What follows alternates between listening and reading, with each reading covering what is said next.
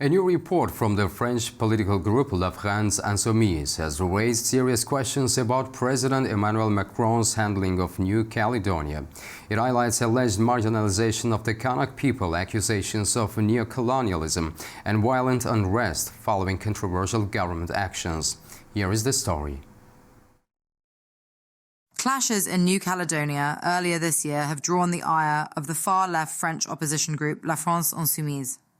At the centre of the controversy is a bill passed in April proposing changes to the electoral body for local and congressional elections in the territory. The report accuses the Macron government of pushing the bill through Parliament and the Senate in a way that disregards the historical sensitivities of New Caledonia's status as a French territory.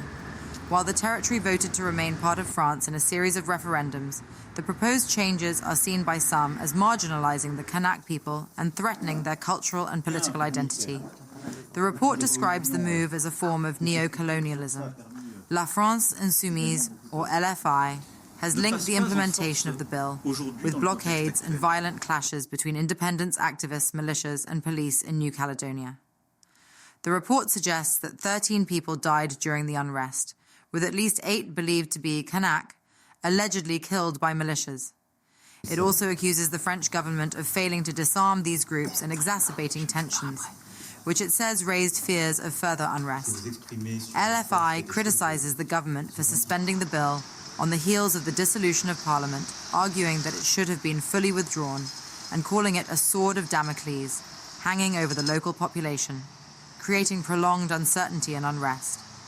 The UN has expressed concern over the situation, pointing to a lack of dialogue, excessive use of force, and reports of human rights violations. Observers warn that the ongoing tensions could further destabilize the region.